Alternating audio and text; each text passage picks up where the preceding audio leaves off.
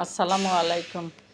আমি আজকে দেখাবো চিকেন বল কিভাবে বানায়, একদম সহজভাবে, ঘরোয়া পরিবেশে, ঘরোয়া মশলায়। কোনো বাহিরের কিছু তেমন একটা নাই। তাছাড়া অনেক তাড়াতাড়িও বানানো যায়। এই যে ব্রয়লারের মুরগির বুকের মাংসগুলি নিয়ে ছোট ছোট পিস করে একটু হলুদ, লবণ, আদা, জিরা, রসুন অল্প একটু দিলাম, তারপরে মরিচের গুঁড়ি দিয়ে মাখায় আমি ব্লেন্ডার করে নিব।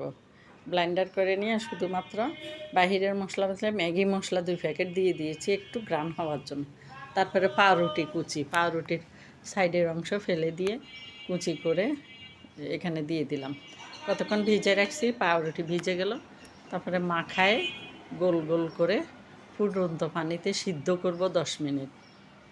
এই যে 10 মিনিট সিদ্ধ করার পরে সিদ্ধ করে ছেঁকে নিব। সিদ্ধ হয়েছে কিনা একটা শলা দিয়ে দেখব। হয়ে গেছে আমার সিদ্ধ। তারপরে ছেঁকে নিব। ছেঁকে ঠান্ডা করে কিছুই আমি আর দিব না, ভেজে নিলাম।